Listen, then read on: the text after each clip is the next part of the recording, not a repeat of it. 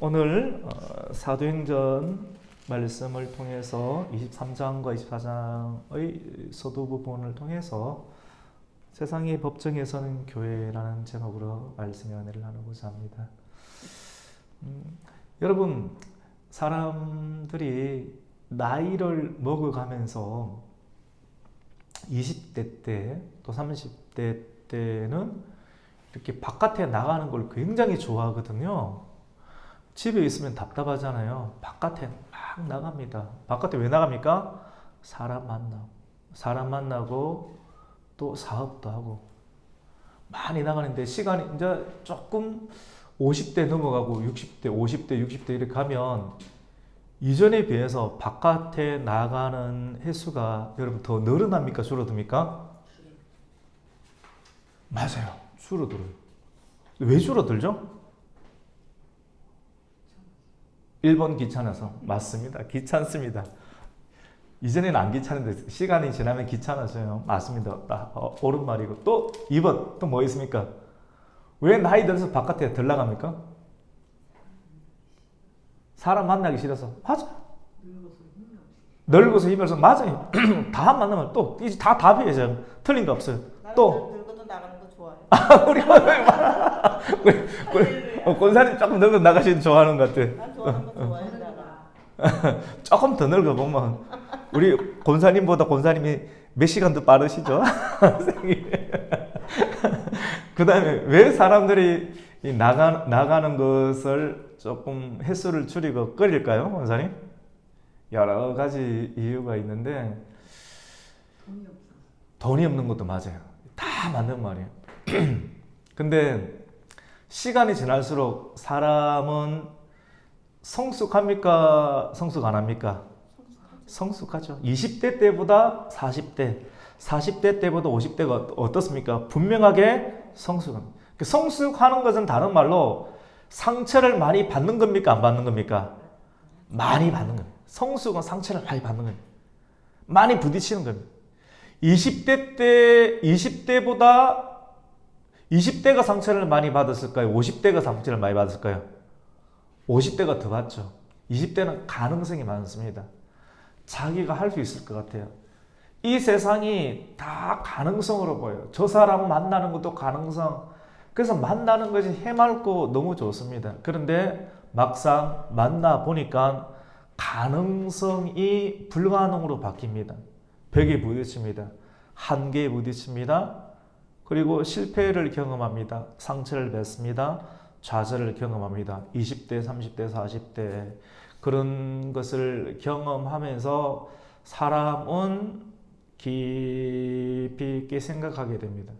사람들하고 많이 있을 때는 마시고 놀고 먹고 웃는 소리가 굉장히 경쾌했는데 30대가 지나고 40대가 지나고 50대가 지날수록 웃음이 조금씩 줄어듭니다. 단순하게 상처만 받아서 그럴까요? 사람 깊어져서 그래요. 진중해지고 깊이 있는 생각이 있기 때문에 50대가 되고 60대가 되면 어떻게 되느냐면 나가는 것, 선택하는 것이 굉장히 진중해지고 깊이가 있어지기 때문에 깊이 있는 것을 받아줄 만한 그렇지 많지 않기 때문에 만남의 횟수가 어떻게 됩니까? 줄어들게 돼요. 물론 돈이 없어서 늙어서 귀찮아서 이렇게 다 상처받아서 맞는 말인데 뭐 이런 내용들이 약간의 느낌이 실패한 느낌처럼만 보이지 않습니까? 사실은. 그런데 이 내용을 하나님의 말씀으로 잘 이렇게 은혜로 해석을 하면 사람이 그만큼 진중해지는 거예요. 무게감이 있어지기 때문에 이 무게감을 견딜 수 있는 사람을 함부로 만날 수가 없기 때문에 만남이 이렇게 정제되고 줄어드는 경향을 보이게 되는 것입니다. 세상을 어떻게 바라보는가에 따라서 우리가 웃을 수도 있고 또 울 수도 있는데 우리가 나이가 들어감에 따라 우리가 표면적인 해석들보다는 하나님의 손안에 있다라고 하는 해석을 가지고 잘 웃으시면서 믿음으로 잘 헤쳐나가는 은혜가 있기를 축원합니다. 오늘 우리 가곡교회 매월 첫 주에 우리 권사님 또 집사님들 일찍 오셔서 토요일 날 또 청소하시고 또 준비하시면서 반찬 준비하시고 또 밥 준비하시면서 제가 감동을 참 많이 받습니다. 참 많이 웃으시더라고요. 웃고 즐거워하시더라고요. 근데 큰 교회 가더라도 부엌 안에 그렇게 많이 안 들어갑니다. 몇천 명에서도 몇 명 들어가고 조금 있어도 몇 명 들어가는데 그 들어가신 인원들이 즐겁게 일하는 경우들이 그렇게 많지는 않은데 오늘 우리 가곡교회 우리 권사님들 집사님들이 환하게 웃으시면서 또 기쁨으로 또 봉사하는 일들을 바라볼 때 참 마음에 감격이 있고 또 기쁨이 있습니다. 이런 기쁨이 계속 유지되는 은혜가 있기를 축원합니다. 예, 계속 믿음으로 유지하는 거예요. 그러니까 우리의 상황을 보면요, 눈에 보이는 것을 보면 기뻐할 것이 별로 없어요. 그런데 오늘 설교 오전 예배 설교도 구원 하나님이 하신 그 구원의 역사를 보면서 우리가 또 기뻐하고 또 살아내는 그런 믿음으로 사는 것처럼 우리가 그런 믿음으로 살아가는 태도는 굉장히 중요하고 실제적이라고 볼 수 있습니다. 오늘 사도행전을 우리가 23장 31절부터 읽었는데 사도 바울이 이제 예루살렘에서 붙잡혔잖아요. 붙잡혀서 그 산헤드린 공의회, 유대인들의 공의회에서 사도 바울을 죽이려고 했는데 그때 사도 바울이 나는 로마인이다 막 이렇게 외쳐가지고 이게 유대인들이 죽일 수가 없고 이 로마 쪽으로 호송하게 되는 일들이 발생을 하게 됩니다. 죽을 고비를 굉장히 많이 이렇게 넘어갔죠. 몇 번 죽을 뻔했습니다. 그래서 호송할 때 또 유대인들 가운데 한 40명이 사도 바울을 죽이기 전에는 물도 안 먹고 밥도 안 먹겠다라고. 여러분 그런 사람이 한 사람만이라도 있으면 좀 끔찍하지 않습니까? 여러분을 누군가가 죽인다라고 기업도시 안에서 여러분 죽이기 전에는 나는 밥도 안 먹고 물도 안 마시겠다. 나는 가곡교회를 죽이기 전에는 밥도 안 먹고 물도 안 마시겠다. 이렇게 하면 사실 굉장히 심리적으로 불편하고 끔찍하지 않습니까? 근데 사도 바울이 그런 것을 겪었어요. 겪고 싶지 않은데 겪고 싶지 않은 것들이 막 겪어지는 것이 복음의 현장이라고 볼 수가 있습니다. 그래서 근데 하나님 은혜 가운데 그거를 누군가가 듣고 바울의 생질이 듣고 그것을 노출을 시켰죠. 그래서 천부장에게 은혜를 입어서 안전하게 한 470명이죠, 맞죠? 보병 200명, 또 기병 70명, 창을 든 200명, 총 470명을 딱 호위를 해서 가이사랴에까지 옮기게 됩니다. 그리고 편지 하나를 사도 바울이 썼어요. 천부장이 썼어요. 천부장이 누구에게 썼냐면 가이사랴에 로마의 총독부가 있었거든요. 이스라엘을 관할하는 오늘이 3.1절인데 우리나라에도 조선 총독부가 있었지 않습니까? 맞죠? 있었던 것처럼 그 총독부를 다스린 사람이 총독 벨릭스라는 사람인데 벨릭스 가카이에게 지금 내가 병사 470명을 보내어서 이 사람을 당신에게 호송을 합니다. 이 사람은 로마 사람인데 유대인들이 이 사람을 죽이려고 하고 또 죽이려고 하고 또 고발까지 하고 죽이려고 하는데 알고 보니까 죽을 죄를 저지른 것이 없습니다 라고 이야기를 합니다. 우리 23장 29절 한번 읽어볼까요? 시작. 고발하는 것이 그들의 율법 문제에 관한 것뿐이요 한 가지도 죽이거나 결박할 사유가 없음을 발견한. 그래서 이렇게 했고 우리 30절도 한번 더 읽어볼까요? 그러나 사람을 해하려는 관계가 있다고 누가 내게 알려주기로 곧 당신께로 보내며 또 고발하는 사람들도 당신 앞에서 그에 대하여 말하리라 하였나이다. 이렇게 편지를 써서 이 천부장이 누구에게 보냅니까? 총독부를 관할하는 벨릭스 총독에게 딱 보냅니다. 오늘 우리가 31절부터 읽었는데 여기 33절에 보면 이제 가이사라에 총독부가 있어서 바울을 딱 이렇게 세우거든요. 그래서 총독이 그 편지를 읽어보고 바울에게 묻습니다. 너는 너 고향이 어디냐? 너 경상도 출신이냐? 아니면 전라도 출신이냐? 강원도 출신이냐?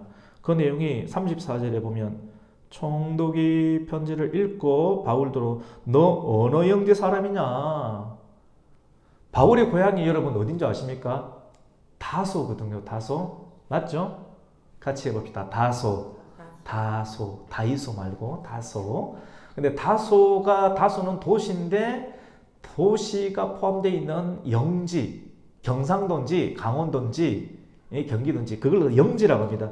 그래서 너의 영지가 어디냐 이래 물으니까 바울이 뭐라고 말합니까? 길리기아라고 합니다. 설명을 이렇게 이해가 됐죠. 성경을 읽으면서. 그래서 이제 너를 고발하는 사람도 조금 있으면 올 텐데 당분간 저 방에 들어가서 좀 있도록 하여라라고 이야기를 했습니다. 그래서 오늘 24장 9절까지 읽었는데 1절에 보면 그 5일이 닷새 이후에 누가 옵니까? 이 대제사장이 옵니다. 이 대제사장은 바울 편입니까? 바울을 위하는 사람입니까? 바울을 고발하고 죽이려는 사람입니까? 고발하고 죽이려는 사람이죠. 예수님을 죽이려고 했던 최고의 사람이 누굽니까? 대제사장이죠. 맞죠? 또 예수님의 영을 받아서 움직이는 사람이 누굽니까? 바울이죠. 바울을 또 누가 죽이려고 합니까? 대제사장하고 사내들인 공회가 죽이려고 합니다. 근데 24장 1절에 보면 대제사장 아나니아와 함께 장로들도 오고요. 권력층들이 나옵니다. 그 다음에 한 변호사가 말 잘하는 변호사입니다. 성경에는 변호사인데 오늘날로 하면 뭐가 되겠습니까? 검사 비슷하겠죠. 맞죠? 검사가 나쁜 건 아닙니다. 나쁜 건 아닌데 절대 나쁜 건 아닙니다. 근데 이 사람을 죽이려고 하는 편에 있었죠. 변호사가 그 이름이 누구예요? 더둘로가 함께 내려와서 총독 앞에서 바울을 어떻게 합니까? 고발합니다. 여러분 이 고발해서 죄를 지었다라고 하는 걸 고발을 할 때 이 고발하는 이 말쟁이들이 어떻게 하는지 사도 바울의 시대도 저랬구나. 오늘날 또 죄 없는 사람을 고발하고 죽이려고 할 때 기가 차게 판사에게 싹 이야기를 하고 하지 않습니까? 그런 것처럼 아첨과 내용들이 만무한데요. 그 내용을 우리 한번 읽어볼까요? 우리 3절 한번 읽어봅니다. 시작. 벨릭스 각하여 우리가 당신을 힘입어 태평을 누리고 또 이 민족이 당신의 여러 가지로 개선된 것을 우리가 어느 모양으로나 어느 곳에서나 크게 감사하나이다. 변호사 되려면 이 정도 돼야 됩니다, 여러분. 남 고발해갖고 죽일 정도 되려고 하면 그런데 돈을 받고 일을 할 정도 되면 이 정도로 아주 이 정치적 상황이 돼야 되죠. 그 다음에 4절도 한번 읽어볼 거예요. 시작. 당신을 이제 더 괴롭게 아니하려 하여 우리가 대강 여짜옵나니 관영하여 들으시기를 원하요. 굉장히 실질적이죠. 성경이 맞죠? 이제 실질적인 내용 5절입니다. 시작. 우리가 보니 이 사람은 전염병 같은 자라 천하에 흩어진 유대인을 다 소유케 하는 자요 나사렛 이단의 우두머리라. 뭐라고 고백합니까? 첫 번째는 전염병 같은 자다. 여러분 전염병 같은 자라고 말하는 순간 이 사람은 격리시키고 이격시켜야 되죠. 맞죠? 우리 코로나 시기 때 전염병 걸리면 그 사람 내버려 두면 됩니까? 안 됩니까? 전체 다 죽일 수 있기 때문에 어떻게 해야 됩니까? 격리식. 어디로? 감옥으로. 격리는 감옥이거든요. 감옥으로 넣는. 그러니까 이 내용 들어보면 합당하니까 어떻게 감옥으로 넣어서 죽이려고 하면 뭐라고 둔갑을 시켰냐? 전염병 같은 자다. 두 번째로는 뭡니까? 소유케 한 자다. 천하에 흩어진 유대인을 다 어떻게 합니까? 소유하게. 이 사람 나라를 굉장히 어지럽게 한다. 로마 정부에게도 안 좋다. 백성들을 선동해가지고 나라를 어지럽게 하고 정신없이 만든다. 경제적인 타격을 준다. 백성들에게도 문제를 일으킨다. 이거 어떻게 됩니까? 없애야 된다. 이런 식으로 했어요.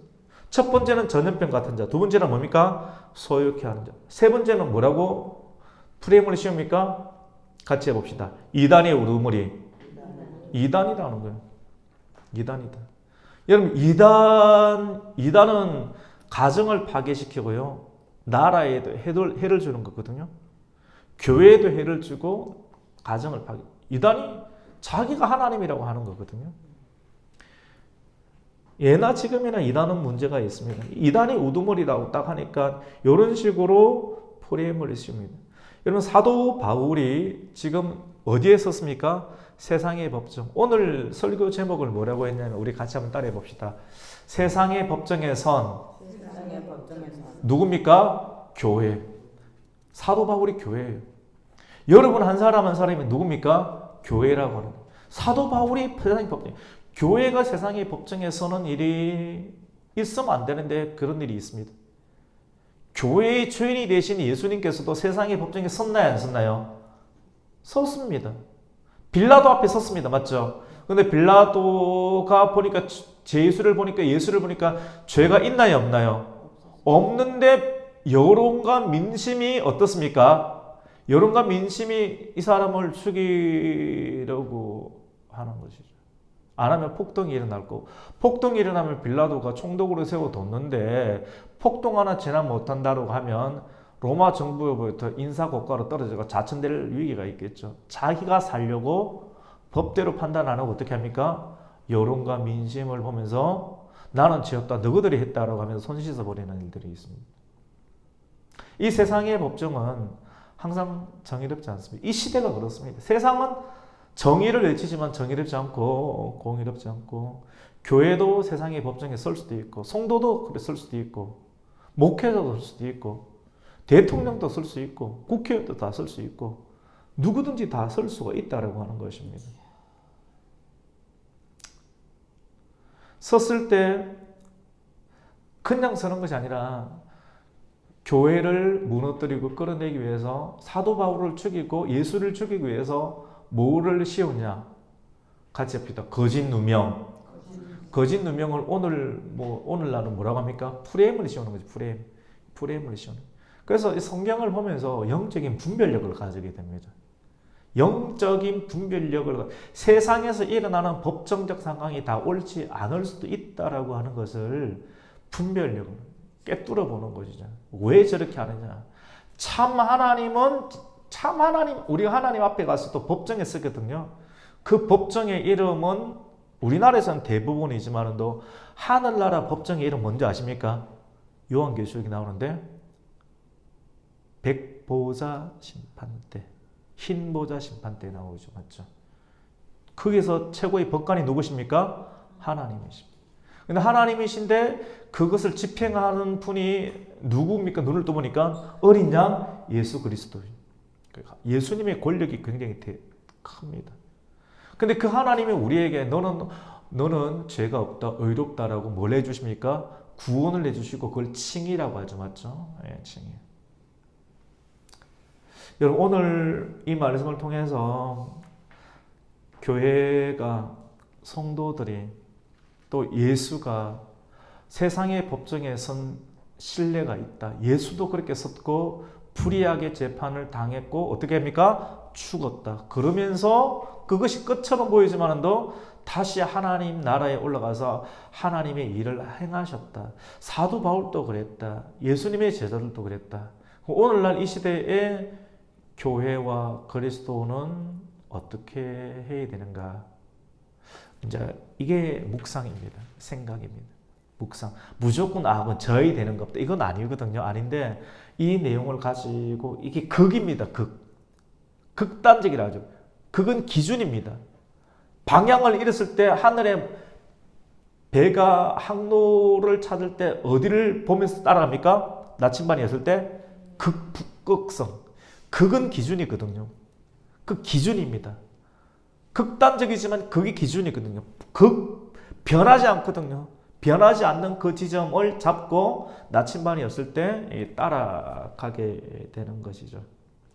다 이렇게 살 수는 없어요. 다 살 수는 없는데 이런 상황도 있다라고 하는 것을 우리가 알면서 우리가 성경을 계속 알아갔으면 좋겠습니다. 오늘 이 말씀을 통해서 나는 점점 후패해지지만